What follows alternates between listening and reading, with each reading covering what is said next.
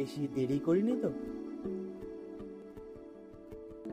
বলছিলাম আপনার জন্য আমি ফুলটা নিয়ে এসেছিলাম, যদি কিছু না মনে করেন। তোমাকে না লেখা চিঠিটা ডাক বাক্সের এক কোণে, সাদা খামের না লেখা নাম এঁকেছে তার গানে।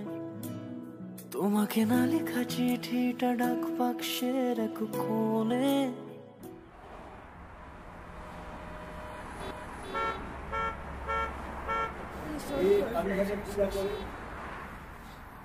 এই টাইম হলো তোর আসার?